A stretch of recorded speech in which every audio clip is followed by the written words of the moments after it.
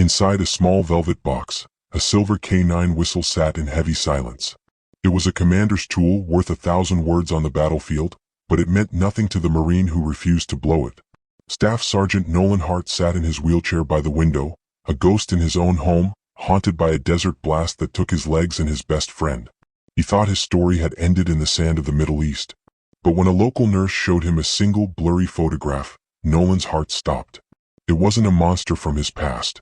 It was a scarred German shepherd, barely clinging to life in a distant shipyard, bearing a military tattoo that shouldn't exist. No one knew how the dog survived 2 years of silence. No one knew the impossible secret he carried.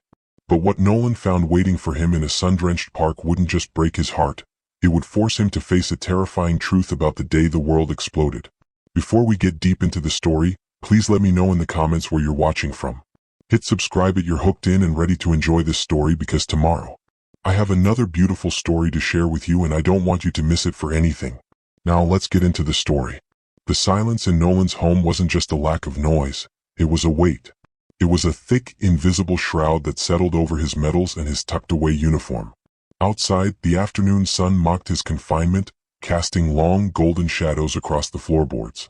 Inside, Staff Sergeant Nolan Hart sat slumped in his chair. He was a man built for the front lines, with broad, powerful shoulders and a jawline set in stone, but today he looked like a building with a shattered foundation. His hair was still a regulation high and tight, a habit of a life he no longer felt he owned. He wasn't looking at the beauty of the park outside. He was staring at the closet door, left slightly ajar, where his marine dress blues hung like a costume for a man who no longer existed. To wear them was to admit he was still a soldier. To stay in his t-shirt was to remain a casualty. Nolan chose to be a casualty. The soft tap of a folder against the table broke his trance.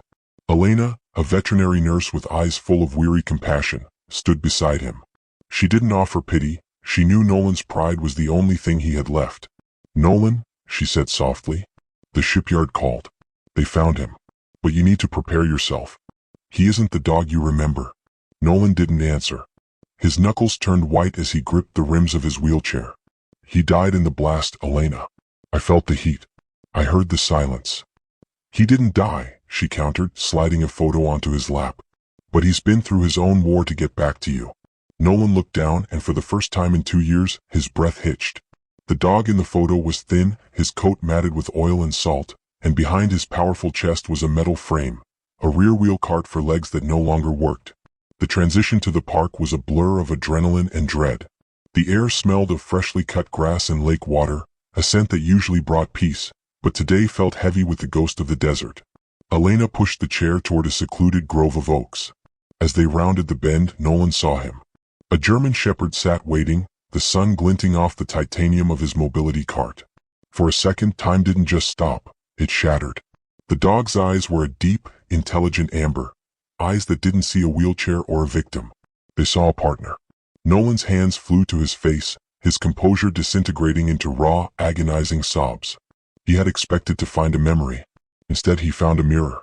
And in the silence of that park, the invincible Brimstone did something he hadn't done in 2 years. He barked, a sharp, rhythmic command that told Nolan Hart it was time to stop hiding and start fighting. The silence in the Hart household was not merely the absence of sound. It was a physical weight, a thick, suffocating shroud that seemed to absorb the very light from the windows.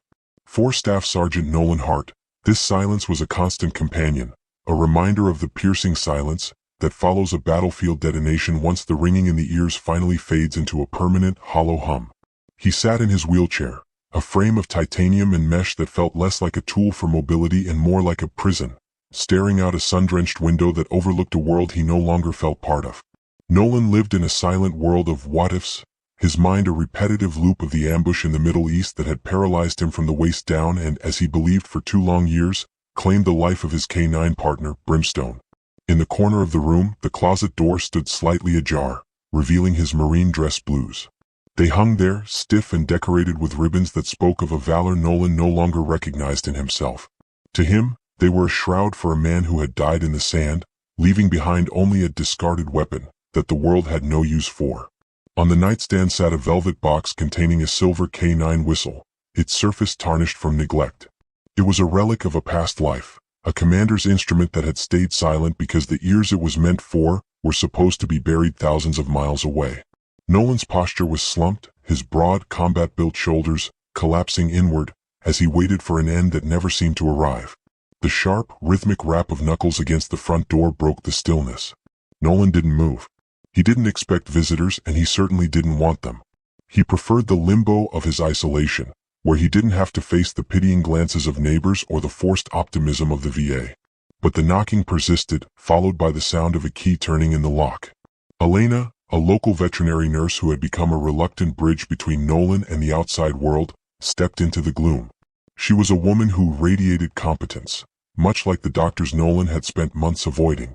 She carried a manila folder clutched to her chest, her expression a turbulent mix of trepidation and fierce resolve. "The curtains are closed again, Nolan," Elena said, her voice cutting through the stale air.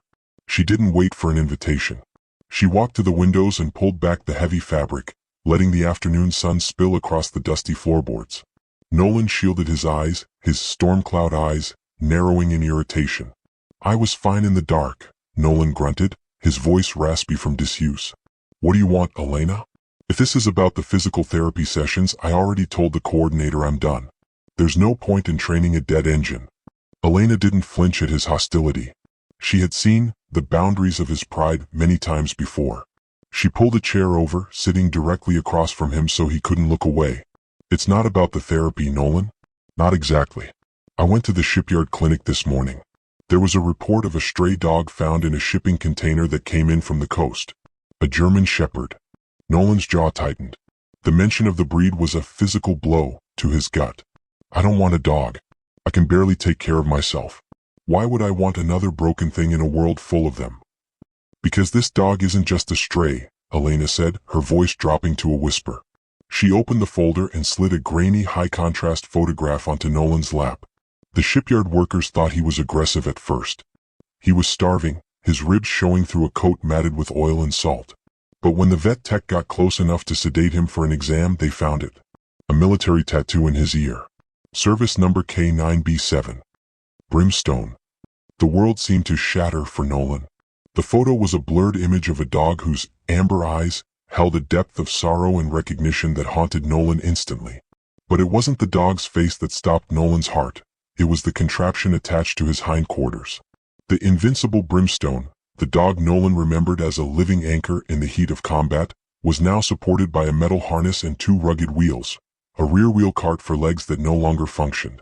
"No," Nolan whispered, his voice breaking as he stared at the image of his partner, reliant on a rear wheel cart.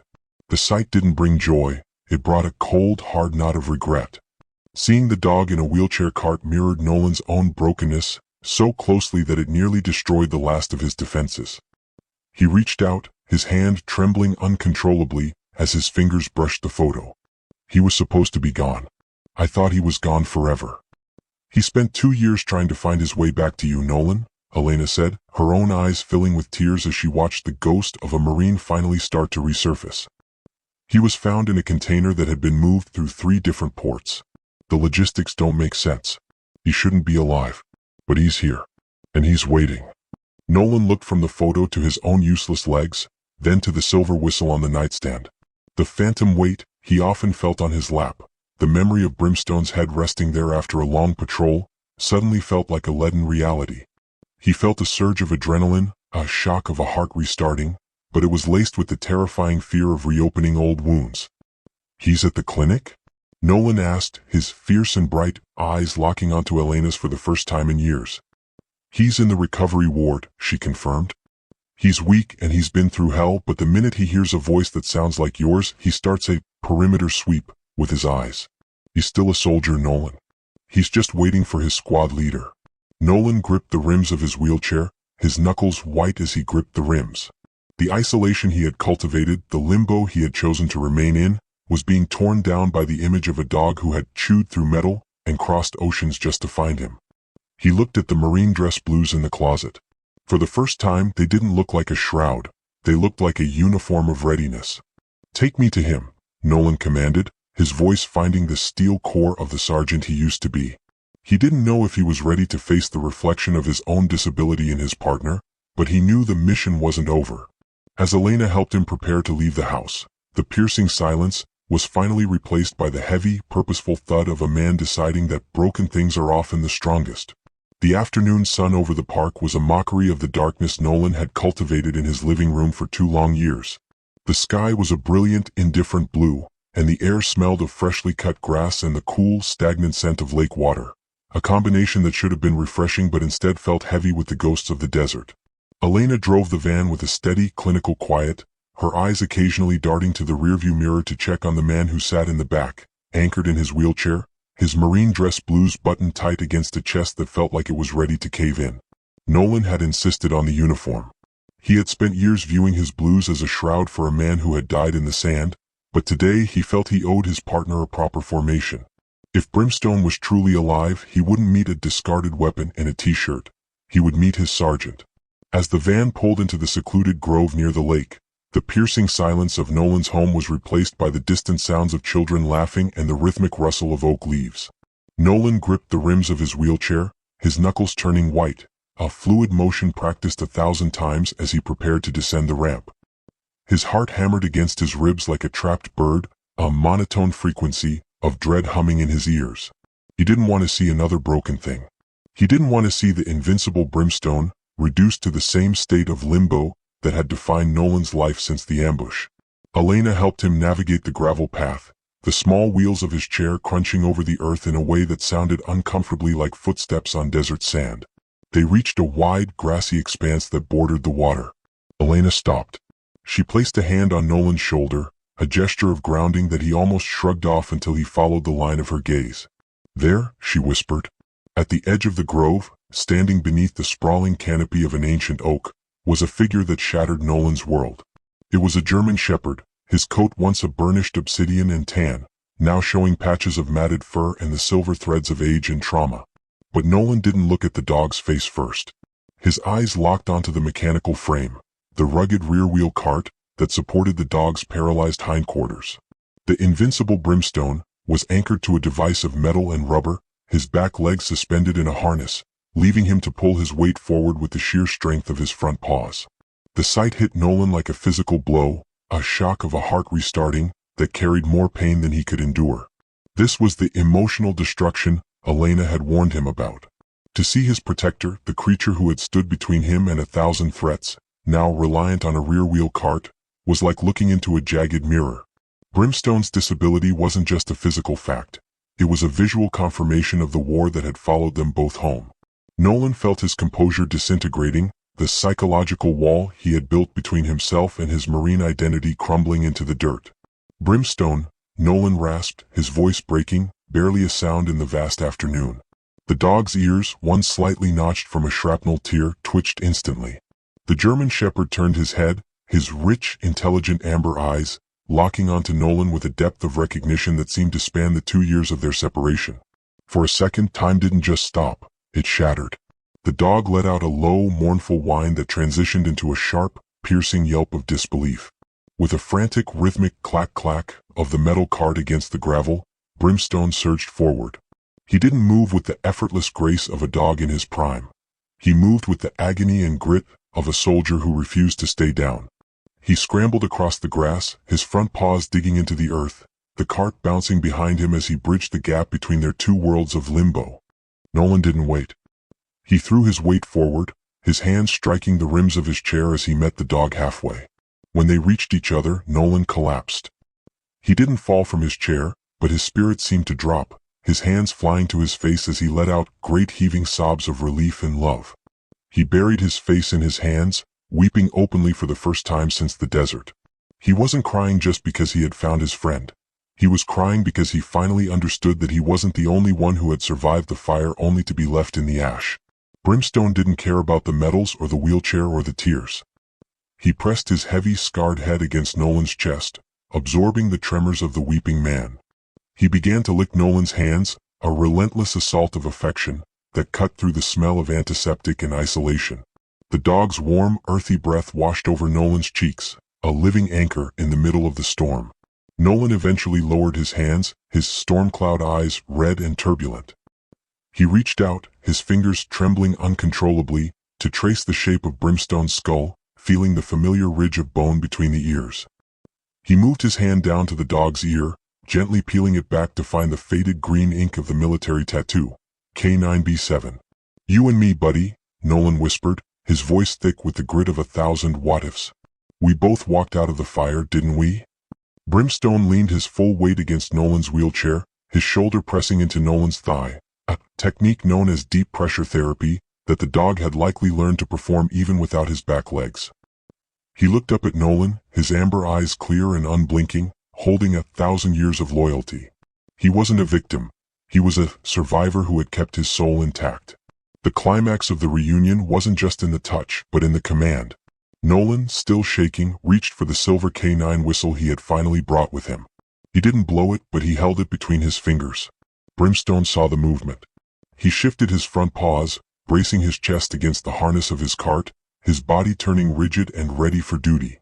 "Brimstone, heel," Nolan commanded. His voice was low, but it had lost its monotone frequency and found the natural authority of a leader. The German Shepherd immediately moved to the left side of Nolan's wheelchair, the military heel position, and sat, or rather balanced his front quarters while the cart held his rear. He sat with a stoic dignity that belied his ragged appearance, his eyes fixed on the horizon, watching the perimeter for his sergeant. Elena stood a few paces back, clutching her hands to her heart, as she watched the synthesis of man and beast, metal and muscle. She knew in that moment she wasn't just watching a reunion, she was watching a lifeline being thrown into the abyss. Nolan looked down at his partner. The expensive lies of his own condition no longer felt like a prison. If Brimstone could pull a metal cart through the mud and still look like a soldier, then Nolan Hart could no longer afford to be a ghost. He looked at the wheelchair, then at the cart, and then at the lake. The hollow space left by the war was still there, but it was being filled by the weight of a dog who had crossed oceans to remind him that broken things are often the strongest. "He's not just a dog," Nolan whispered to Elena, his eyes fierce and bright for the first time in 2 years. "He's my partner.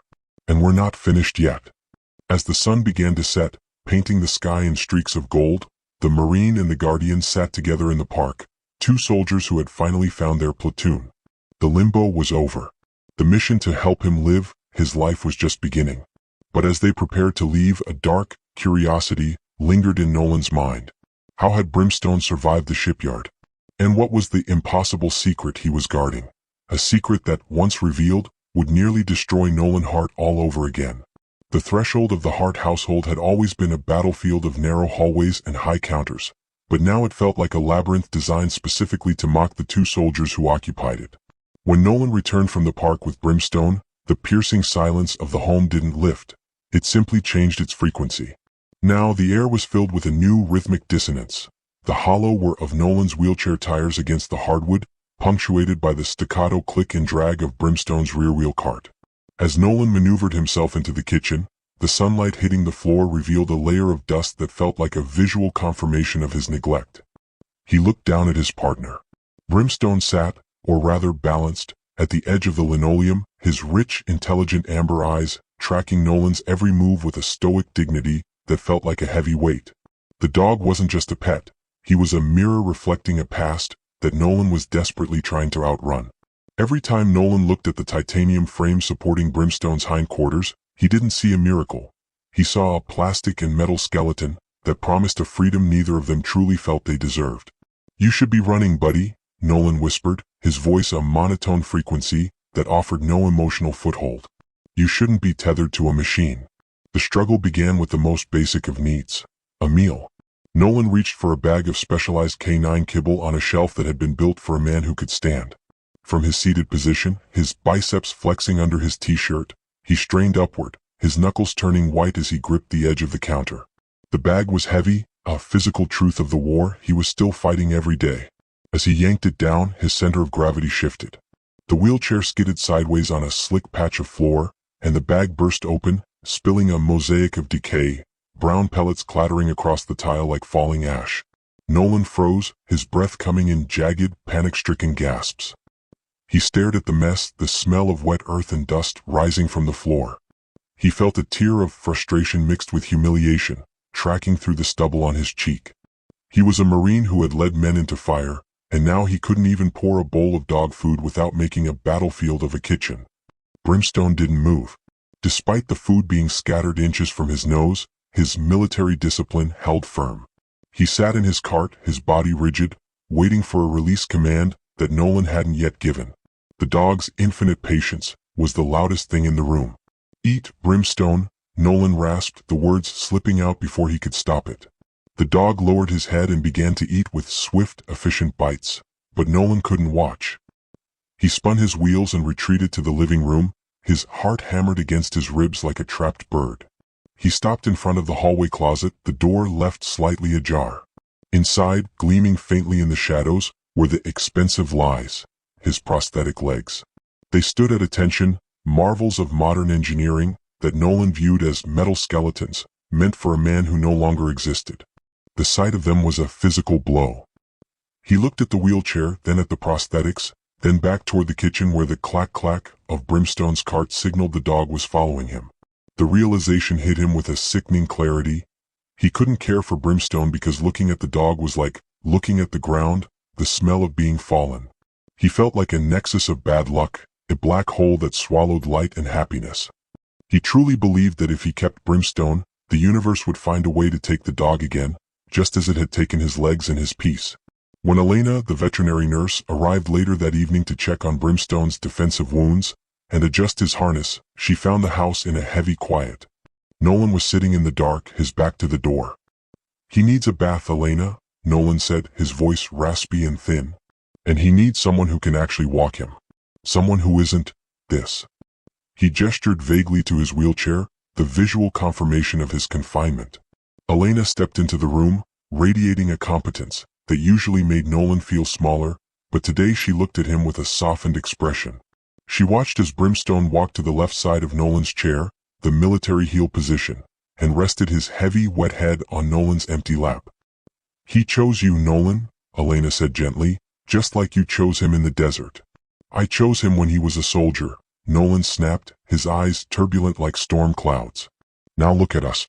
We're just two broken things gathering dust." "Then let's clean the dust off," Elena countered undeterred. She helped Nolan move to the bathroom, where the sterile fluorescent light felt like a purgatory. Together they began the agony and grit of bathing a paralyzed 90-pound German shepherd in a modified tub. As the water hit Brimstone's coat, it revealed the jagged, ugly pink lines of his scars, defensive wounds that spoke of a dog who had fought his way out of hell. Nolan's hands trembled uncontrollably as he ran a sponge over the dog's scarred neck.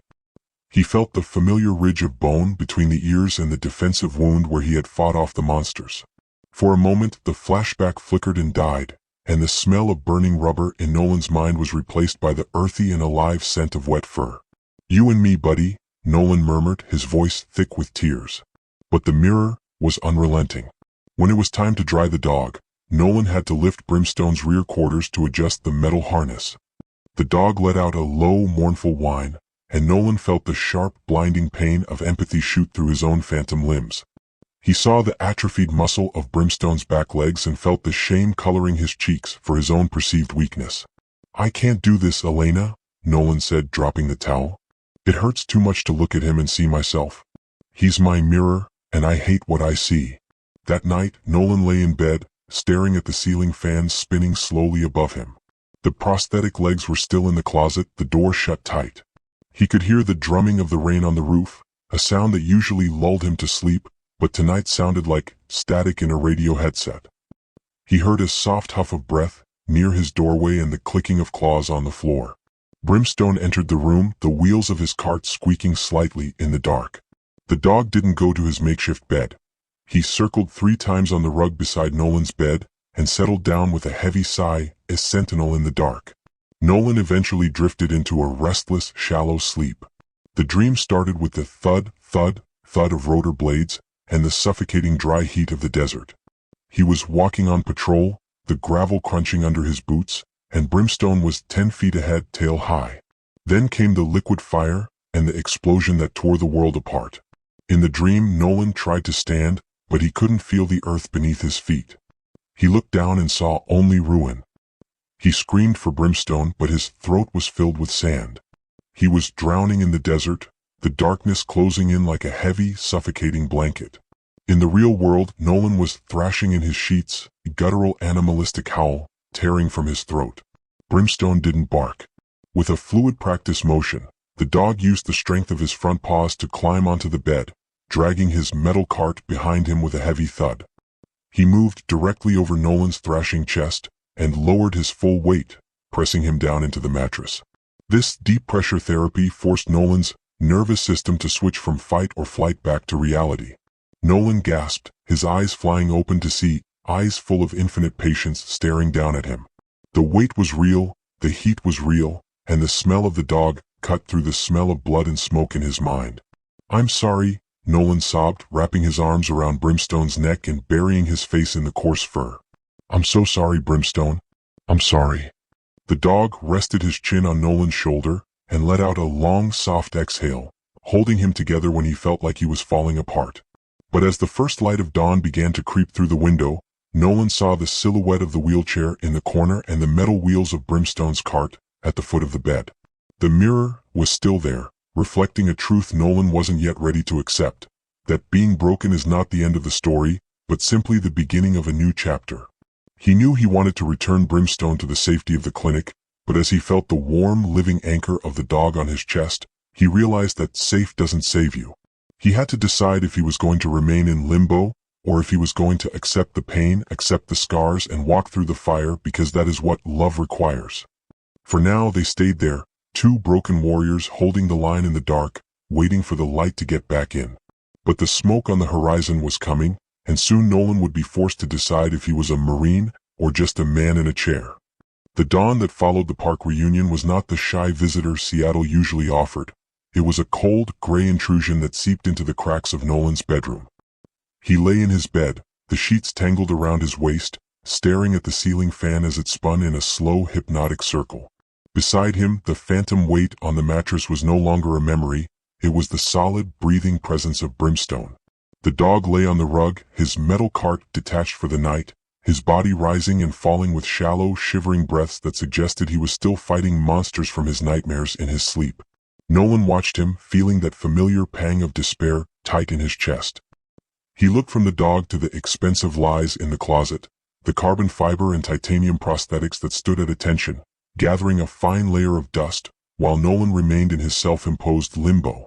As the morning progressed, the house settled into a heavy quiet. Nolan maneuvered his body into his wheelchair with a grunt of exertion, his biceps flexing as he settled into the seat, a visual confirmation of his confinement. He felt like a ghost who lived in a wheelchair, staring at the rain that had begun to drizzle against the glass. Every movement was a fluid motion practiced 1,000 times, yet it felt increasingly hollow. He looked at Brimstone, who was now awake and watching him with intelligent amber eyes that held a depth of sorrow and recognition. The dog didn't nudge for attention or whine. He simply waited at the military heel position, his shoulder nearly brushing the rubber wheel of Nolan's chair. "Let's get you fed, buddy," Nolan muttered, his voice a flat, monotone frequency. He spun his wheels toward the kitchen, Brimstone matching his pace perfectly, the clicking of claws and the whir of the wheelchair tires creating a rhythmic dissonance on the hardwood. Nolan reached for the bowl, his knuckles white as he gripped the rims of his chair. He prepared a mix of kibble and shredded chicken. The spicy sauce he used to like was a world away now, replaced by the sterile necessities of recovery. He set the bowl on the floor with a heavy thud. "There you go. Eat." But Brimstone didn't move. The dog stood rigid, his ribs heaving with hunger, and drool began to gather at the corner of his mouth as he stared at the food. Yet, despite the ravenous chaos that should have taken over a starving animal, Brimstone remained a statue. He looked up at Nolan, his body vibrating with the urge to eat, but his eyes were locked on Nolan's face, waiting for a cue. "I said eat," Nolan repeated, his voice tightening. He pushed the bowl closer with his footrest, but Brimstone didn't budge. The dog's ears were pinned back, his focus so intense it felt like a physical blow to Nolan's chest. The realization hit Nolan with sickening clarity. This wasn't a pet's stubbornness, it was military-grade discipline. Brimstone wasn't just a dog. He was K9 Echo 7, a teammate who had been trained to be a shadow, to watch, to wait, and to hold the line. He was waiting for a release command, a protocol that had been carved from patience and oak into his very bloodline. Nolan felt a cold rage simulate the ice in his veins, not at the dog but at the mirror Brimstone held up to his face. He wanted to be just a guy, but Brimstone needed a sergeant. He wanted to stay in his limbo, but the dog was offering a reason to live, demanding a squad leader who wasn't collapsing inward. Elena arrived a few moments later, her messy blonde hair tied back in a practical bun, as she let herself in. She stopped in the doorway, radiating competence as she took in the standoff. She saw the broken soldier and the scarred dog locked in a silent battle of wills. "He won't touch it," Nolan said, his voice raspy, with a mixture of frustration and a burgeoning, fierce and bright clarity. "He's starving, Elena. Look at his ribs. But he just sits there staring at me like I'm supposed to give him permission to exist." Elena leaned against the counter, her expression softening. "He doesn't want permission to exist, Nolan. He wants a release command. He's a working dog, and right now he feels like he's on a drill deck. He's looking for his handler to tell him the perimeter is secure." Nolan looked down at his stumps, then at the high and tight reflection of himself in the microwave door. A man who still looked built for combat despite the posture that was slumped. He thought of the letter from the grave Master Sergeant Miller had written, how Brimstone was Gunner's son, bred to help him live his life, not just survive it. He straightened his spine, his hands, which had been pushing the dog away metaphorically, finally losing their tension. He looked into Brimstone's amber eyes, sensing the shift in the room's energy. "Brimstone," Nolan said, his voice finding its steel core and projecting from the diaphragm. It wasn't a request, it was a command. "At ease. Eat." The effect was instantaneous. Brimstone immediately lowered his head and began to eat, his bites swift and efficient rather than ravenous chaos. The heavy silence of the house was replaced by the rhythmic sound of a soldier finally being allowed to stand down. Nolan sat back in his chair, panting slightly as if he had just performed a grunt of exertion. He felt a surge of dopamine that masked the limitations of his reality. For the first time in 2 years, the gray fog was gone. He realized that safe doesn't save you, and that he couldn't stick to the sidewalks of his recovery any longer. "He's coming back, Elena," Nolan whispered almost to himself, the subtle quirk of the lips forming the first smile since his deployment. "You both are," Elena replied, watching the transformation that was both physical and striking. Later that afternoon, the training moved to more practical matters. Nolan found the silver K9 whistle and tucked it into his pocket, no longer viewing it as a relic, but as a tool. He drew the curtains in the living room open, letting the light illuminate the dust motes that danced in the air like tiny stars. The gloom that had suffocated the house began to retreat, pushed back by the click-clack of dog claws and the sharp, clear whistle of commands. Nolan rigged a piece of rope to the front axle of his wheelchair, testing the weight. "Brimstone, tug," he commanded. The dog gripped the knot in his jaws and leaned his weight into it, his front paws digging into the carpet to provide the extra momentum Nolan needed to cross the slight lip of the doorway that had always frustrated him. "Easy, halt," Nolan said. Brimstone stopped instantly, releasing the rope and returning to the heel position, looking up with absolute adoration. "I'm turning him into my legs," Nolan said, his tone light for the first time. He looked toward the hallway where the prosthetics were stored. He wasn't ready to acknowledge them yet, but the scar tissue of his spirit was no longer as tender as it had been that morning. He knew the healing was happening, and though he still refused to admit his real legs were gone by putting on the metal ones, he was no longer a prisoner in his own home.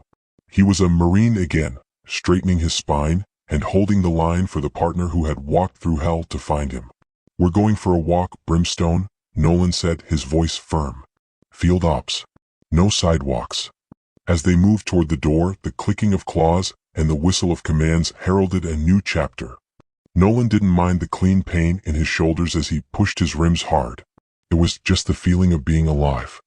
But as they crossed the threshold into the wet and long grass of the yard, the barometer was dropping fast. The atmospheric river Nolan had heard about on the news was stalling over the county, and the wind outside had shifted from a whistle to a roar. The mission was about to get much more high stakes, and Nolan would soon find out if he was strong enough to save those who loved him. The backyard of the Hart residence had transitioned from a neglected patch of earth into something far more purposeful. A training ground where the grass was kept short and the air was filled with the sharp, clear whistle of commands. It was here, under the vibrant emerald canopy of the Pacific Northwest spring, that Staff Sergeant Nolan Hart truly began to shed the ghost he had become. The shaggy, unkempt beard was gone, replaced by a clean shave that highlighted the sharp, determined line of his jaw, and his hair was once again cut high and tight, a Marine Corps standard that spoke of a man reclaiming his discipline and readiness. Nolan sat in his polished titanium wheelchair, but his posture no longer suggested a building with a compromised foundation. Instead, his shoulders were squared, and his eyes were fierce, projecting a natural authority that had been dormant for 2 years.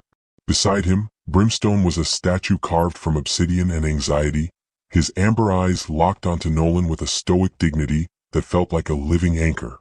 The German Shepherd's coat now shone like burnished copper, and he wore a specialized service vest with a tactical harness that integrated seamlessly with his rugged rear-wheel cart. The training didn't start with the complexity of the battlefield. It started with the agony and grit of basic synchronization. Nolan began with the most fundamental of Marine commands, Brimstone Heel. In the beginning, it was a battlefield of narrow pathways and awkward collisions. The wheelchair's large rims and the dog's wide-set wheels were too wide, too rigid, to move in perfect harmony. Nolan had to learn the fluid motion of maneuvering his chair while Brimstone learned to gauge the path of the rubber tire. There were moments of humiliation and fury, when a wheel would snag a rut in the dirt or Brimstone's cart would skid sideways, sending both of them into a slight ditch of frustration. But safe doesn't save you, and Nolan refused to return to the limbo of the sidewalks. He pushed his rims hard, welcoming the clean pain in his shoulders as a sign of life. Every day they practiced the pivot, a tactical maneuver, where Nolan would spin his chair in a tight circle while Brimstone stepped backward in perfect synchronization. They worked on throttle control, where Nolan would build momentum and Brimstone would match his pace exactly, their movements becoming a synthesis of man and beast, metal and muscle. Elena often watched from the porch, a coffee mug forgotten in her hand, as she witnessed the transformation. To her, it looked like a sunrise after a polar night. She saw Nolan smiling, not a big boisterous laugh but a subtle quirk of the lips that signaled he was finally coming back. One afternoon, Nolan decided it was time to move beyond simple movement. He needed Brimstone to be more than a companion.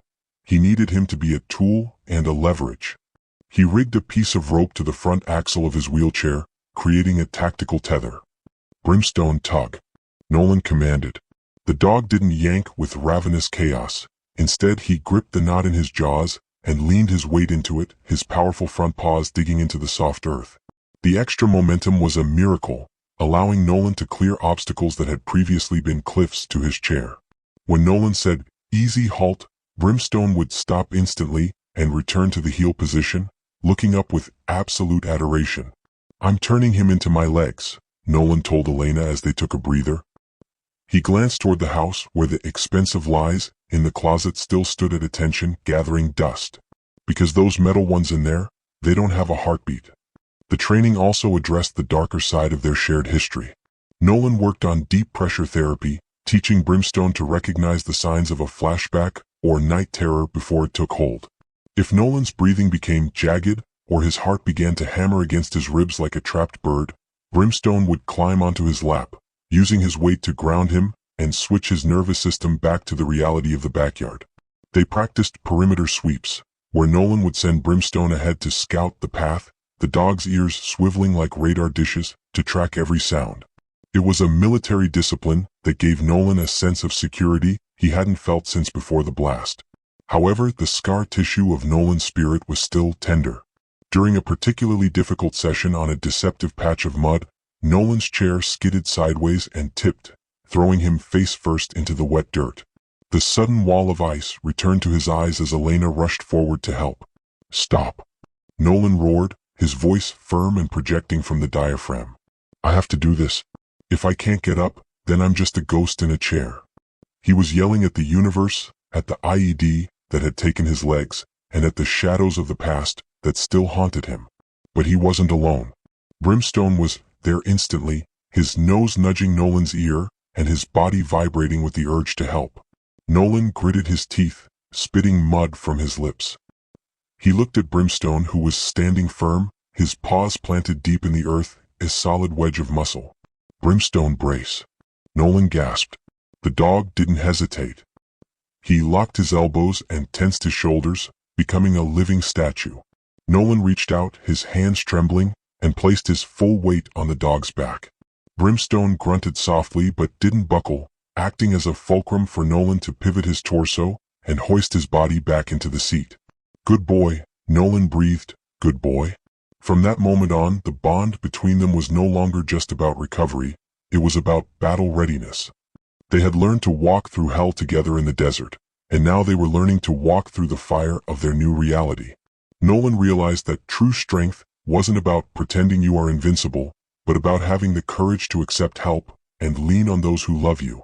As the November sun began to set, painting the sky in streaks of violet and gold, Nolan and Brimstone sat at the edge of the training ground. They were two soldiers who had finally found their platoon, ready for the high-stakes mission that the atmospheric river would soon bring. Nolan looked down at his partner, his hand resting firmly on Brimstone's head. He wasn't a casualty anymore. He was a Marine with a squad leader's heart. He knew whatever storm they were facing, they would hold the line. But as the wind shifted from a whistle to a roar and the barometer dropped fast, Nolan realized that the smoke on the horizon wasn't just a metaphor, it was a literal deluge of fire and earth that was about to test their unbreakable bond to its very core. The Pacific Northwest spring, which had initially arrived with a vibrant emerald promise, had curdled into something far more predatory. An unseasonable heat wave had settled over the rural community outside Seattle, transforming the lush landscape into a tinderbox. The air was no longer a refreshing scent of pine. It was a suffocating dry heat, a bone-chilling stillness that felt like static electricity charging the atmosphere. Staff Sergeant Nolan Hart sat in his wheelchair by the window, but he wasn't looking at the rhododendrons exploding in shades of violent pink. He was watching the sky, where the horizon was no longer a bruised purple-gray, but a hazy, sickly orange. Beside him, Brimstone was a sentinel in the dark, his amber eyes tracking the drift of the haze with a stoic dignity that mirrored Nolan's own military instincts. The German shepherd sat in his rugged rear-wheel cart, his ears swiveling like radar dishes to catch the distant, ominous crackle of the parched forest. The barometer was dropping fast, and the air felt heavy, a visual confirmation that the smoke on the horizon was no longer a distant threat. The heavy silence of the house was broken only by the rhythmic thwack of a ceiling fan and the weather report on the mute TV in the corner. The weatherman was gesturing wildly at a swirling vortex of red and orange, a fire map of the canyons just a few miles away. The banner at the bottom flashed red, warning of an extreme weather warning, and a flash fire risk critical. To Nolan, it wasn't just a weather event, it was a deluge of fire that threatened to swallow light and happiness once again. "It's jumping the ridge, Dad," Nolan said, his voice firm and projecting from the diaphragm, reclaiming the natural authority of a leader. He looked at his father, Robert Vance, who was moving through the living room with a frantic energy that worried Nolan. Robert was 65, his face lined with a specific kind of wrinkles that came from worrying about someone else for too long, and his hip had been bothering him all week.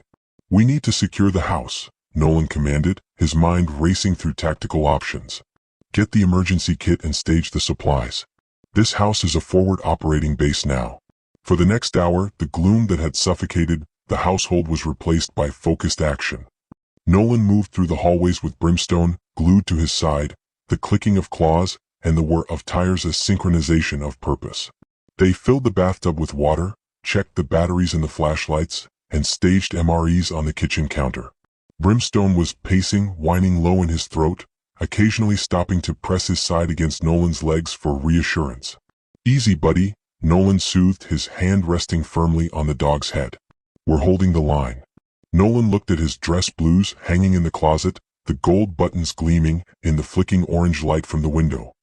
He thought of the expensive lies of his prosthetics, still standing at attention and gathering a fine layer of dust. He felt the phantom weight of his missing mobility, the physical truth of the war that had followed him home. He knew that comfort couldn't help him now. He needed the courage to accept the pain and the grit of a Marine. As the wind outside shifted from a whistle to a roar, carrying the smell of burning rubber and dry timber, the sky turned a bruised purple-gray with an undercurrent of firelight. The house groaned, a deep structural moan that sounded like timber snapping under extreme pressure.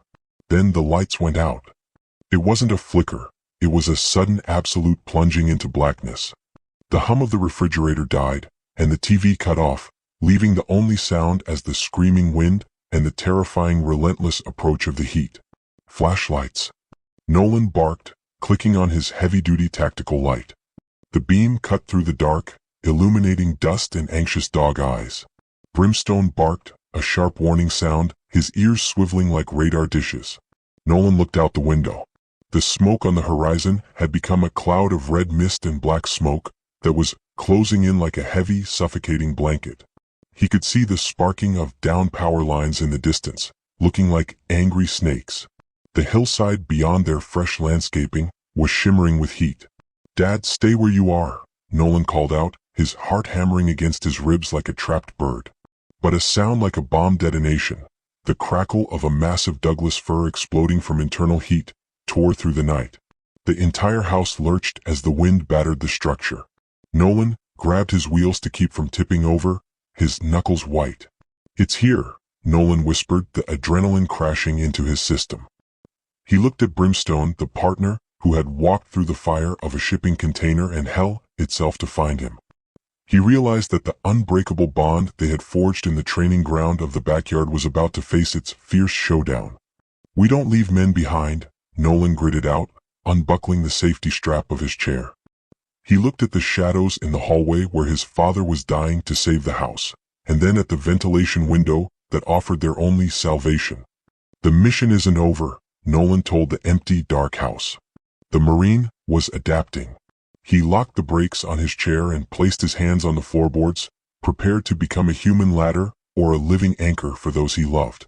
As the smoke on the horizon turned into a dark, watery tomb of ash and heat, Nolan Hart knew that safe doesn't save you. He had to accept the pain and stand up even if his legs were shaking or entirely missing.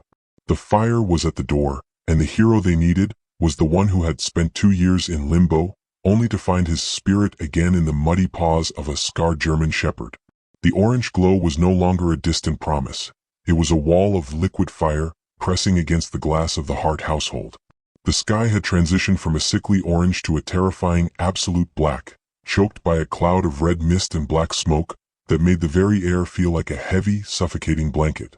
Inside the house, the piercing silence was shattered by the screaming wind and the terrifying, relentless roar of the fire jumping the ridge. Staff Sergeant Nolan Hart sat in his wheelchair, his heart hammered against his ribs like a trapped bird, as the gloom of his isolation was replaced by the high-stakes adrenaline of a forward operating base under siege.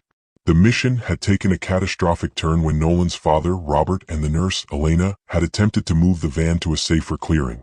A sound like a bomb detonation, the structural failure of a massive, heat-stressed oak, echoed through the yard. The vibration was a physical force that tore the world apart, and through the smoke-thickened window, Nolan saw the silhouette of the van pinned beneath a tangle of burning timber and shattered glass. "Elena! Dad!" Nolan screamed, the sound tearing out of his throat as he watched the mud and fire begin to pool around the tires of the trapped vehicle. There was no answer, only the ominous creak of the woods and the hissing of the parched earth. He looked at the mute TV one last time. The red banner confirmed that professional rescuers were hours away, focused on the lower sector. Nolan realized with a sickening clarity that they were trapped in a slowly collapsing box, and he was the only squad leader left to bridge the gap. "Brimstone," Nolan barked, his voice finding that steel core of authority. The German shepherd was there instantly, his amber eyes wide and vibrating with the urge to help. The dog stood in his rugged rear-wheel cart, his ears swiveling like radar dishes as he tracked the heat. Nolan unbuckled the safety strap across his waist and locked the brakes on his chair. For 3 years this chair had been his prison, but as he looked at the debris-choked porch and the rugged terrain ahead, he realized he had to leave it to become the hero they needed. To leave the chair was to become helpless, to return to the state of crawling, dragging, and broken that he had spent 2 years desperately trying to outrun. The PTSD whispered that he was back in the desert, pinned down and unable to move, but Brimstone shoved his wet nose against Nolan's bicep. The dog didn't see a casualty. He saw a partner who was wasting time. "You're right," Nolan gritted out, the shame burning away into resolve. "We don't leave men behind." Nolan hit the floor with a heavy thud, the impact jarring his spine, but he didn't stop. He army crawled through the dust and heat, his triceps screaming as they took his full weight. The smell of the ground was overpowering, the earthy scent of a grave, but he pushed forward, dragging his body toward the lip of the porch. Brimstone brace. Nolan gasped, reaching out to grab the familiar ridge of bone and the sturdy shoulder blades of his partner. The dog didn't hesitate. He locked his elbows and became a living statue, acting as a fulcrum for Nolan to pivot his torso over the edge of the steps. It was a dance of desperate trust, a four-legged creature walking blindly into the smoke because his human needed him. The descent into the yard was a blur of agony and grit. The heat was real, and the smoke filled Nolan's mouth with grit, making every jagged breath a battle. Nolan's stumps felt like they were on fire, the nerves still tangled and raw at the scarred ends of his limbs, but he was adapting. He used the tactical tether rope he had rigged to his vest, commanding, "Brimstone, tug." The dog leaned his weight into it, providing the extra momentum Nolan needed to drag his frame through the mosaic of decay and wet pine needles that littered the path. They reached the van where the heat was suffocating and the smell of natural gas was overpowering.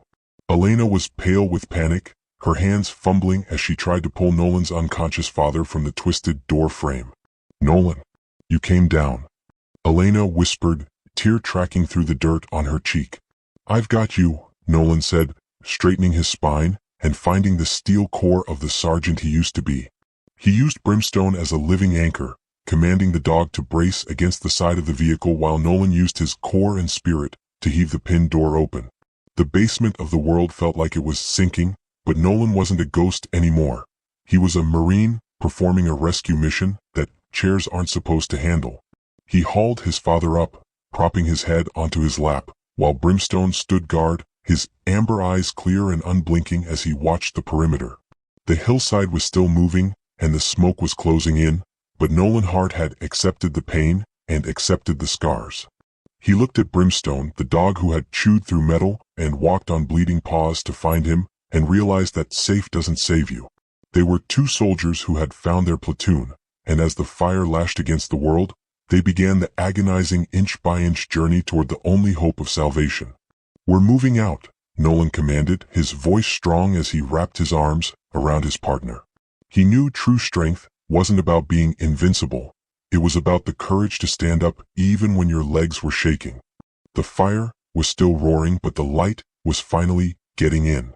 The forest clearing had become a sinking vessel of ash and embers, the heat so intense it felt like a physical force that tore the world apart. Staff Sergeant Nolan Hart lay in the slurry of hot pine needles and scorched earth, his triceps screaming as he maintained his grip on his unconscious father, Robert. The van was a twisted ruin, its frame bowing inward under the weight of the fallen oak, and the smell of natural gas was now overpowering, a silent warning that their time in the underworld of the Grove was measured in seconds. Behind him, Elena was shaking violently, her eyes wide as she stared at the cloud of red mist and black smoke, closing in like a heavy, suffocating blanket. "We can't stay here," Nolan rasped, his voice thick with the grit of the fire. He looked at his stumps, then at the rough terrain of the uphill trail that led to the main road. His wheelchair was useless here, a titanium frame, left behind in a house that was now a slowly collapsing box. To save his family, Nolan had to adapt, becoming a human ladder and a living anchor in a world that had liquid fire for a floor. "Brimstone front," Nolan barked, his voice strong with the steel core of the sergeant he used to be. The German Shepherd splashed through the hot ash, his rugged rear-wheel cart bouncing over protruding roots with a stoic dignity that belied his shivering frame. Brimstone didn't hesitate. He positioned himself broadside to Nolan, his paws planted deep in the earth, a solid wedge of muscle ready for field ops. Nolan rigged the tactical tether from his vest to Brimstone's specialized service harness. This was the dual cart synergy they had practiced in the training ground of the backyard, a synthesis of man and beast, metal and muscle. "Brimstone tug," Nolan commanded. The dog gripped the knot in his jaws and leaned his weight into it, providing the extra momentum Nolan needed to drag his father's 200-pound frame through the mosaic of decay. It was an agonizing inch-by-inch journey. Nolan Army crawled on his elbows, his shoulders squared, and his spirit pushing through the sharp, blinding pain that shot up his scarred ends. Beside them, Elena helped support Robert's torso, her knuckles white as she fumbled for footing on the slick and deceptive patches of burnt moss. The trail was a canyon filled with debris, and every step was a battle. At a steep incline, the momentum of the group faltered. Nolan felt himself slipping backward, the gravity grabbing him and threatening to send the entire platoon tumbling back into the kill zone. Brimstone, brace. Nolan gasped. The dog locked his elbows and tensed his shoulders, becoming a living anchor in the shifting hillside. Nolan reached up, grabbing a handful of Brimstone's thick scruff to hoist his body forward. "Steady," Nolan whispered, his face buried in the dog's wet fur as he felt the dog's heart hammering against his own ribs. Brimstone growled softly, a rumble that vibrated through Nolan's chest, a nonverbal communication that said, "I've got you. Keep moving." They reached the cliff edge of the main road just as a second impact. The sound of the garage back at the house collapsing echoed through the valley. The air was running out, and the smoke was closing in like a heavy, suffocating blanket. Nolan knew they couldn't go any further. His strength was failing, and the cold of the shock was seeping into his bones. "Ranger, Brimstone, go!" Nolan screamed, unbuckling the safety strap of the tether. He pressed his forehead against the dog's wet snout, his voice cracking with the overwhelming gratitude of a teammate who had found his soul intact. "Not goodbye. A mission. Find help." Brimstone hesitated, looking from Nolan to the unconscious Robert. His instinct was to stay, to guard, to die beside his pack. But Nolan found that steel core one last time. "You have your orders. Go." The military discipline kicked in. Brimstone lunged, his front paws digging into the wet asphalt of the road as he squeezed his body through the narrow recess of a gap in the guardrail. He turned and vanished into the storm, a muddy demon running down the center line of the highway. Nolan collapsed in the mud, gasping for air as he wrapped his arms around his father. He closed his eyes, resting his cheek against Robert's wet hair, waiting for the end or the miracle. He had accepted the pain, accepted the scars, and walked through the fire. Now all he could do was trust the bond. Miles down the road, Brimstone saw them, twin beams of light cutting through the deluge. He didn't flinch at the high beams of the approaching military vehicle. He barked 3 times, sharp, rhythmic, piercing barks, and began the search and rescue pattern he had been trained off the books to perform. "Follow that dog," a voice roared from inside the truck. Back at the cliff edge, Nolan heard a beautiful mechanical scream, the sound of heavy boots and engines roaring against the incline. A blinding beam of light cut through the smoke, and strong hands reached through the haze. "I've got you, Marine," a sergeant roared, grabbing Nolan's forearm with a grip like a vice. Nolan was dragged from the freezing darkness and pulled out into the wet grass. He was alive. His dad was alive. And then a heavy weight landed on his chest, a warm, muddy, and frantically licking weight. "That's one hell of a dog you got there, son," the sergeant said, wiping rain from his eyes. Nolan buried his face in the wet, muddy fur of his partner, sobbing with great heaving sobs of relief and love. The dual cart mission was over, and they had held the line. The Seattle spring arrived not with the gray wet curtain of years past, but with a vibrant emerald vengeance that seemed to breathe life into the very earth. At the Hart residence, the mosaic of decay from the fire had been replaced by fresh landscaping, and a new hand-carved cedar sign hung over the driveway, the Hart and Brimstone Legacy Center. The house itself bore no scars from the night the earth had tried to swallow it, standing instead as a forward operating base for a new kind of mission. Inside the master bedroom, the expensive lies no longer stood at attention in a dark closet. Today, Staff Sergeant Nolan Hart sat on the edge of his bed, but his posture was no longer slumped or collapsing inward.